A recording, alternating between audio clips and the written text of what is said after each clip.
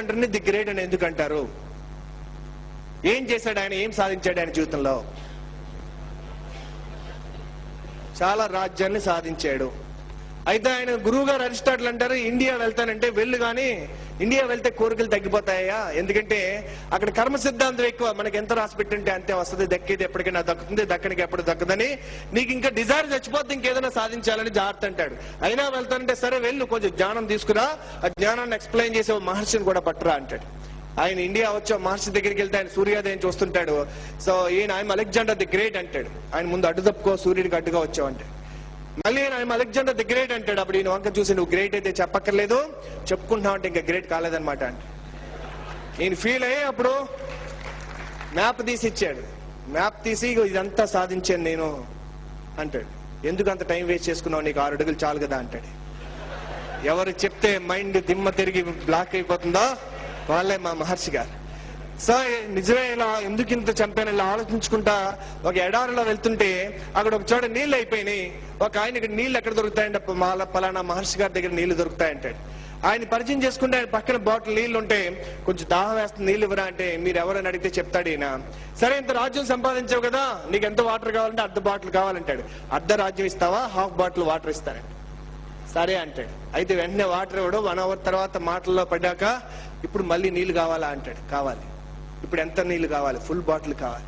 నీ పూర్తి రాజ్యం ఇస్తావా, ఫుల్ బాటిల్ ఇస్తాను అంటే, ఇంకో దారి లేక సరే తీసుకోండి అంటాడు. ఈయనేం చేసుకుంటాడు ఆయన. అప్పుడు ఆ మహర్షి నవ్వుతాడు, you wasted your life for a bottle of water అంటాడు. అప్పుడు అలెగ్జాండర్ అలా బాబిలోనియాకి వెళ్తా విషజ్వరం వచ్చింది. 15 రోజులు ఎంతమంది డాక్టర్లు ట్రీట్ చేసినా తగ్గలేదు. లాస్ట్ లో కమాండర్స్ పిలిచి 3 కోరికలు కోరుతాడు. మొదటి కోరిక, నా శవాన్ని నన్ను ట్రీట్ చేసిన డాక్టర్లే మొయ్యాలి. రెండవ కోరిక, నేను చాలా కలెక్ట్ చేశాను వజ్రాలు, వైడ్రియాలు, ఇవన్నీ శ్మశానం వరకు రోడ్డు మీద వేయాలి. మూడవ కోరిక, నా శవాన్ని శవపెట్టుకలో పెట్టి 2 కన్నాలు పెట్టి చేతులు బయట పెట్టి తీసుకెళ్లాలి. సో అప్పుడు ఒక ఆయన ధైర్యం తెచ్చుకుని, సార్ దీని మీనింగ్ ఏంటి అంటాడు. చూడవయ్యా, ఎంత గొప్ప చక్రవర్తినైనా ఏ డాక్టర్ నన్ను సేవ్ చేయలేకపోయాడు. అందుకే హాస్పిటల్లో టేక్ కేర్ అంటారు. Because nobody will take care of your self by your self. That is the first message is given. Second, డబ్బు వెనకాల పడ్డాను జీవితంలో పొరపాటు. నాకు ఇష్టమైన పని వెనకాల పడాల్సింది, డబ్బు నా వెనకాల పడాల్సింది. ధర్మంతో కూడినటువంటి ధర్మంతో కూడినటువంటి కామ ఈజ్, దానివల్ల ఆటోమేటిక్ గా నాకు మోక్షం లభించేది. కానీ ప్రేమించే తల్లిని ప్రజల్ని వదిలేసి డబ్బు వెనకాల పడ్డాను. తిరిగి వెళ్ళలేనటువంటి ప్లేస్లని జయించాను. Waste not your life, don't change your dreams, do something you love and let everything be after you. మూడవది, ఖాళీగా వచ్చాను, ఇంత సంపాదించినా ఏమీ పట్టుకెళ్ళట్లేదు, ఐఎమ్ గోయింగ్ ఎంప్టీ. ఈ మెసేజ్ ఇచ్చినందుకు అలెగ్జాండర్ ది గ్రేట్ అనొచ్చండి. కానీ ఆ మెసేజ్ ఎప్పుడు ఇచ్చాడండి ఆయన? ఎప్పుడు ఇచ్చాడండి ఆయన? చనిపోయే ముందు ఇవ్వలేదండి.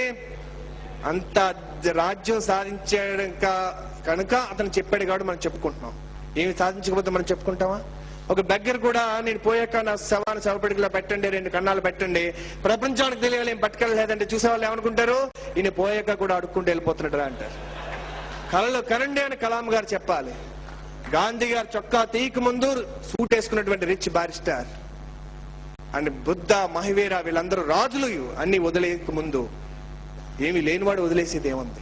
నువ్వు జీవితంలో ఏదన్నా సాధించి, చాలా మంది అడుగుతుంటారు ఐ వాంట్ బి స్పీకర్ అని. నీకేమన్నా స్టోరీ ఉందా? నువ్వేమన్నా సాధించావా? చెప్పే హక్కు సంపాదిస్తావు. అందుకే ఆచార్య దేవోభవ అన్నారు, ఆచరించి చూపించి జీవితంలో, అప్పుడు చెప్పే హక్కు కూడా నీకు వస్తుంది. Thank you so much.